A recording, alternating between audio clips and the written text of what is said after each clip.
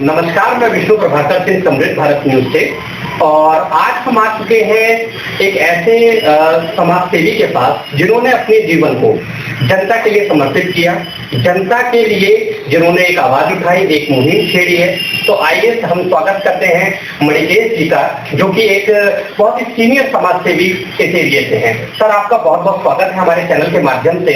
जिस तरीके से हम आपके कार्यालय में आए हैं और हम देख रहे हैं कि आपने इस बोर्डिंग और पोस्टर से लोगों को जागरूक करने का काम किया है, लोगों तक जा जाके आप नॉक कर रहे हैं, लोगों को जगाने की, एक जागरूक करने की कोशिश कर रहे हैं। सर, अपने शब्दों में अपना परिचय बताएं कि आपकी इस मुहिम में किस तरीके से लोगों का समर्थन है।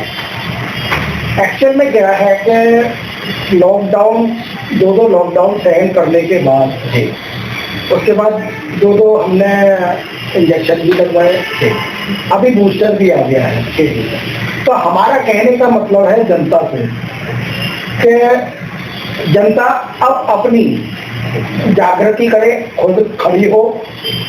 और हमारे देश में 3 तरह के चुनाव होते हैं। 3 तरह के चुनाव में क्या है कि सबसे बड़ा राष्ट्रीय चुनाव होता है, जिसमें प्रधानमंत्री चुनते हैं हम लोग।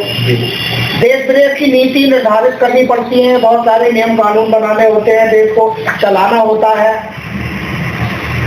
उसके लिए हम कहते हैं, जनता खुद कहती है कि भाई राजनीतिक पार्टियों का होना बहुत जरूरी है, रहे हो। दूसरा नंबर आता है स्टेट का चुनाव, राज्य के चुनाव, जहां पर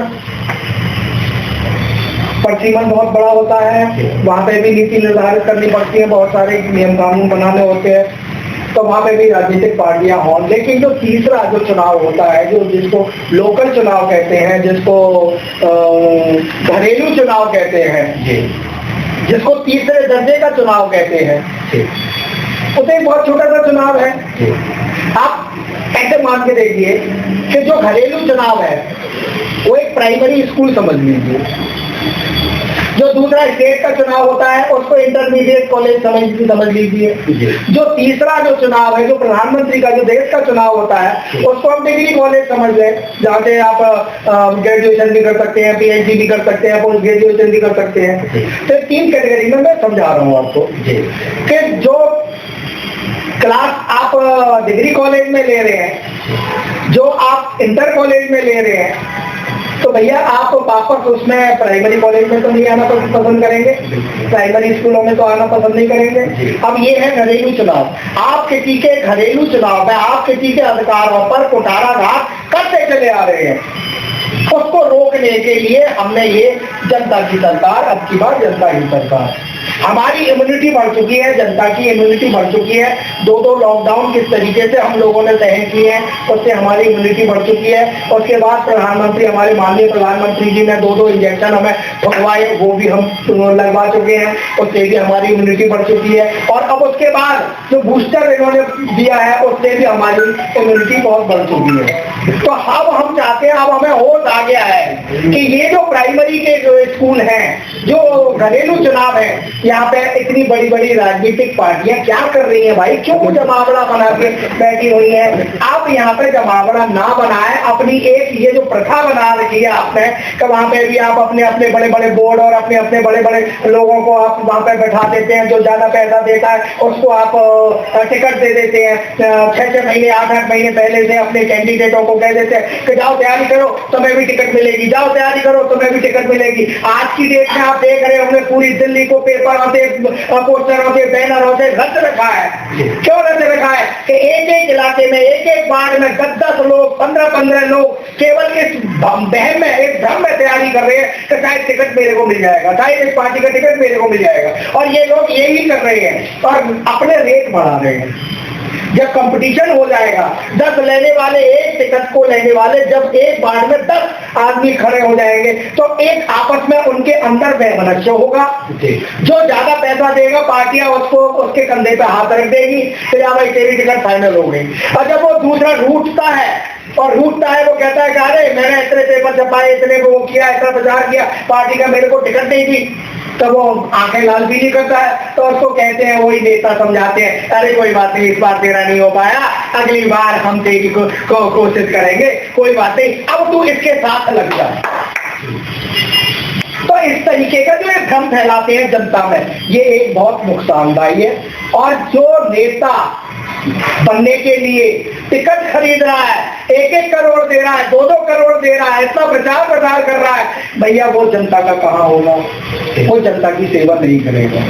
वो कहां से किस तरीके से उन्होंने पैदा किया, पैसे लेके उसको टिकट दी, और टिकट देने के बाद जब आपके जेब से पैसा निकल जाता है तो आप आधी शक्ति तो आपकी गई, पार्टी ने ले ली, पार्टी हाईकमांडों ने ले ली, लूट लिया आपको। अब उसके बाद आप ये सोचेंगे कि अगर मैंने जरा भी अपने क्षेत्र के बारे में की और मेरे पार्टी आला कमानों को अगर ये चीज अच्छी नहीं लगी तो मेरे को कहीं ऐसा तो नहीं कि जो मैंने पैसा लगाया है वो भी डूब जाए। तो मैं कम से कम हाथ जोड़ के रहूं, चमचागिरी करता रहूं, गुलाम बना रहा हूं, चाटुकार बना रहा हूं, अंधभक्त बना रहा हूं। क्यों? मेरे 2 करोड़ बाजी पे लग चुके हैं, 2 करोड़ के मैंने 10 करोड़ कमाने हैं, मैंने 50 करोड़ कमाने हैं, 5 साल मैंने ऐश करनी है, मौज करनी है, हार में। तो ये जो प्रथा इन्होंने बना रखी है, इसको ध्यान में रखते हुए हमने ये कदम उठाया है। गली गली, मोहल्ले मोहल्ले जा जाके हम जनता को जगा रहे हैं कि भाई ये प्राइमरी स्कूल है, यहाँ से राजनीतिक पार्टियों का जो जमावड़ा हो गया है उसको हटाओ। अगर ये राजी खुशी ना माने तो जनता उनको लतिया के भगाए। आप देख रहे हैं कि 2 तरह के चुनाव हो रहे हैं, 2 तरह के नाटकबाजी हो रही है। दोनों पार्टियां जो बहुत बड़ी बड़ी पार्टियां हैं अपने आप में, एक दिल्ली को पूरी को संभाल रही है और एक केंद्र को संभाल रही है। नगर निगम में बीजेपी और इसमें राज्य में केजरीवाल जी एक ठेका को अलॉट कर रहा है कि जा भैया इतने दे, जा इतने नंबर 1 में दे, इतने नंबर 2 में दे, जा तेरा ठेका हुआ, अलॉट हो गया तेरे को। अब दूसरी जगह आता है तो भाई ठेका कहाँ खोलूं, उसको कौन डिसाइड करेगा? तो वो नगर निगम करेगा। नगर निगम में कौन बैठा है? वो दूसरी पार्टी बैठी है, वो भी दिक्कत है अपने आप में। तो वो दोनों इनकम कर रहे हैं, अंदर टेबल ले रहे हैं, जनता को दिखा रहे हैं, कभी बस के शीशे तोड़ के, कभी बसों के पंचर करके, कभी रोड जाम करके। ये क्या हो रहा है? अरे राज्यपाल किसका था? अभी कुछ दिन पहले जब जिस समय केजरीवाल ने कहा था कि भाई मैं वीकेंड का इसको जो लॉकडाउन है इसको मैं खत्म करना चाहता हूँ, राज्यपाल के पास एप्लीकेशन लगाई, राज्यपाल जी ने कहा नहीं नहीं अभी नहीं, अभी परिस्थिति बहुत गंभीर है, माना गया ना। तो ये भी जो ठेके की जो नई पॉलिसी आई है, जो इन्होंने बनाई है, नई आबकारी नीति जो बनाई है, उसको भी तो लेके राज्यपाल के पास गया ही होगा ना केजरीवाल, दिल्ली का सौतेला बेटा जिसको दिल्ली को रखेल बना के रख दिया है। मेरे को अंदर इतना क्रोध है, इतना आक्रोश है इन राजनीतिक पार्टियों के प्रति कि एक राजनीतिक पार्टियां इसको नगर निगम को भी किस तरीके से यूज कर रही है, ग्राम प्रधानी के चुनावों को भी किस तरीके से मंडन कर देती है और कह देती है कि ये मेरा बंदा है, ये मेरा बंदा है, ये मेरा बंदा है, और वहां बंदे से पैसे लूट के खाते हैं। तो इस प्रथा को हमने खत्म करना है। मेरी हाथ जोड़ के विनती है जनता से भी और उन राजनीतिक पार्टियों से भी कि आप हमारे घरों पर आके राज्य ना करें, हमारे घर में राजनीति ना करें। जनता अब जाग चुकी है, 2 इंजेक्शन लगा चुकी है, 2 लॉकडाउन सहन कर चुकी है और अब बूस्टर भी लग चुका है। जनता की इम्यूनिटी बहुत बढ़ चुकी है। आप इसको रोकें, यहीं पे रोकें। अगर आप यहाँ नहीं रोक पाए तो कल को आपके घरों में भी राजनीति करेंगे कि आपने मास्क लगाया है या नहीं लगाया। आप किस तरीके से देख रहे हैं ना, जनता देख रही है इस बात को कि आप ये किस तरीके से नियम कानून बना देते हैं और ठोक देते हैं कि अब ऐसा होगा, अब ऐसा होगा, अब ऐसा मानना पड़ेगा, अब ऐसा मानना पड़ेगा। आज की डेट में आप देखिए, मैं एक उदाहरण देता हूँ कि जो कोरोना के केस है वो कितने आ रहे हैं, 100-200, एक माइनर है ना, 2.5 करोड़ की जनसंख्या में दिल्ली की 2.5 करोड़ की जनसंख्या में, ये माइनर है। और उसके बावजूद भी आपने रात का कर्फ्यू लगा रखा है 10 बजे के बाद और सुबह 5 बजे तक के लिए। किस लिए लगाया है भाई? क्या रोक रहा है इससे? केवल जनता इनके शासन प्रशासन के अतिरिक्त आमदनी का साधन बन रही है। कोई अगर नौकरी करके गुड़गांवा से आ रहा है या बहादुरगढ़ से आ रहा है या नोएडा से आ रहा है और 10 बजे के बाद आ रहा है तो उसको बैरिकेडिंग लगा के पुलिस रोक लेती है तो भैया तेरे पास परमिशन कहाँ है? आप परमिशन लेने जाओ तो परमिशन भी नहीं मिलती, उसको परमिशन नहीं देते, लटका देते हैं। कि भाई क्या करेगा, कैसे करेगा, 10 सवाल करेंगे। और अगर वहां से वो आ रहा है, बॉर्डर से आ रहा है, तो उसको भी रोक लेंगे, उसकी गाड़ी को रोक लेंगे, उसकी मोटरसाइकिल को रोक लेंगे, उसका नंगा झाड़ा लेंगे, उसका पर्स चेक करेंगे और उससे 1000, 500, 200 जो भी होंगे उससे भी हत्या लेंगे। इतना अनर्थ चल रहा है। तो जनता से मेरा निवेदन है, हाथ जोड़ के दिल्ली की जनता से खासकर मेरा निवेदन है कि जो आने वाला जो चुनाव है, नगर निगम का जो चुनाव है, इसमें राजनीतिक पार्टियों का बाइकआउट करें। धन्यवाद। सहयोगी मनोज जी से, जो कि हमारे साथ जुड़ चुके हैं और ये हमारे कदम से कदम मिला के चल रहे हैं और इनके बल पर मैं बहुत सारे काम कर पा रहा हूँ, क्योंकि अकेला आदमी कुछ एक अकेला तरह भाड़ को नहीं फोड़ सकता है। तो मनोज जी ने मेरा कदम से कदम ताल मिला के, हमने जनसंवाद किए मिलके, हमने DTDC के आंदोलन किए, हमने बहुत सारे आंदोलन किए हैं। तो इनकी अच्छी भूमिका मेरे साथ रही है ये मिस्टर मनोज स्वराज। आइए मनोज जी, आपका बहुत बहुत स्वागत है हमारे चैनल के माध्यम से। और आप हमें अपने परिचय के साथ साथ जो आप जनता के लिए करना चाह रहे हैं, आने वाले आगामी चुनाव के लिए जो आपकी तैयारियां हैं, उसको आप मुझसे शेयर करें। सबसे पहले तो मैं आपके जो भी समृद्ध भारत के जो भी दर्शक हैं उनका शुक्रिया अदा करना चाहूँगा, आपका शुक्रिया अदा करना चाहूँगा कि आप आए। जनता ही सरकार या जनता की सरकार एक मुहिम है। क्या है, पार्टियां कुछ लोगों को, अपने गुलामों को बिठा लेती हैं और उनसे सारी सत्ता हथियार लेती हैं। तो मूल प्रश्न ये है कि जनता के एक बार वोटर बना के छोड़ दिया है इन्होंने, जनता को हम लोग नेता बना रहे हैं। अब बना कैसे रहे, पार्टियों में तो उन लोगों को नेता बनाया जाता है जो ज्यादा बेस चढ़ाते हैं, पैसा देते हैं। हम उन लोगों को ढूंढ रहे हैं जो समाज सेवी हैं, समाज की सेवा करते हैं, या जिन्होंने कुछ काम किया है और जो एक्टिव रहते हैं। हम उनसे जा रहे हैं, उनसे विनती कर रहे हैं, उनसे प्रार्थना कर रहे हैं कि भैया आप रखो, कहते राजनीति गंदी है, हम कह रहे हैं कोई बात नहीं, आप आओ और गंदगी को साफ करो। आप अभी भी तो सेवा कर रहे हो, आओ और हम आपको मंच देंगे। तो मेरी अपील है आप सब लोगों से, अगर आप चुनाव लड़ना चाहते हैं तो जरूर हमसे जुड़े, हमारी मुहिम से जुड़े, जनता ही सरकार मुहिम से जुड़े। दूसरी बात ये कि पार्टियों का जो सिस्टम है ना, वो पूरी तरह से आला कमान सिस्टम हो जाता है। एक ऊपर बैठ जाता है, वो सब तरह से नियंत्रित करता है और वो अपने कैंडिडेट को गुलाम बना देता है।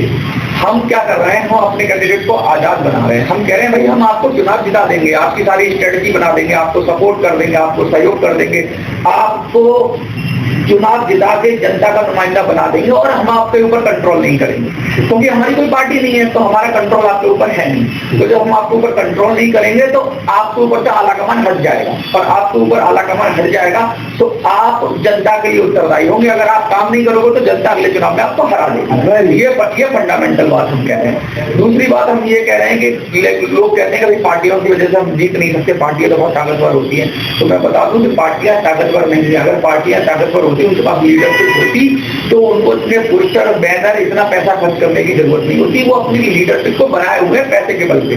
हम स्वाभाविक नेतृत्व को उभार रहे हैं, जिसके अंदर लीडरशिप है, उसे पैसे की भी बहुत कम जरूरत पड़ती है। उसकी तो वाणी ऐसी होती है, आप यूट्यूब पे देखो, लोग बोल रहे हैं, छोटे छोटे लड़के आजकल बना रहे हैं और उनको हजारों लाखों फॉलोअर हो जाते हैं। तो जिसमें गट्स होंगे, हम देख रहे हैं कि जिसमें गट्स है उसके बाद हम सरेंडर भाव से जा रहे हैं, भैया तू आगे बढ़, हम आपके साथ हैं। तो कहने का मतलब ये है, उसकी जो कमियां हैं, एक लीडर की कभी कभी कहते हैं ना, कुत्ते भी शेर को हरा देते हैं। तो बहुत सारे अगर ये चमचे मिल जाते हैं तो वो जो आदमी कमजोर पड़ जाता है दिक्कत। हम कह रहे हैं हम उसे कमजोर नहीं होने देंगे, वो अपने क्षेत्र में अकेला है, क्योंकि शेर अकेला चलता है ना, पता है। सियारों के झुंड तो सब बनाते हैं, हम शेरों का झुंड बनाने की कोशिश कर रहे हैं, जो काफी मुश्किल काम है। तो उसको भी हमने एक तरीका बनाया है कि किस तरीके से सारे शेरों को एकत्रित किया जाए, और शेरों को फोकस कर दिया हमने। चंद्रगुप्त बना रहे हैं, 272 चंद्रगुप्त बना रहे हैं। हम चाणक्य की भूमिका में, हम कह सकते हैं अपने आप को, हमारी पूरी टीम चाणक्य की भूमिका में है। सब कुछ हम अपने चंद्रगुप्त के लिए अरेंजमेंट कर रहे हैं, फौज का, पैसे का, शक्ति का, प्रचार का, सब कुछ अरेंजमेंट कर रहे हैं। आपसे अपील है, आपके चैनल से के माध्यम से अपील है, जो भी भाई चुनाव लड़ना चाहते हैं, अभी भी देर नहीं हुई है, आप हमें संपर्क कर लीजिए। मनिकेश जी अभी आपको नंबर बता देंगे, उस नंबर पे कांटेक्ट कर लीजिए। और आप चुनाव लड़ने का थोड़ा भी आपके अंदर जज्बा है, थोड़ी शक्ति है, थोड़ी लगन है, मेहनत है, और थोड़ा आपको अपने क्षेत्र की जानकारी है, तो आ जाइए, हम आपको जिता के लाएंगे। ये मनोज स्वराज जी का वादा है आपसे। मनिकेश जी आपको सारी डिटेल बता देंगे। जय हिंद।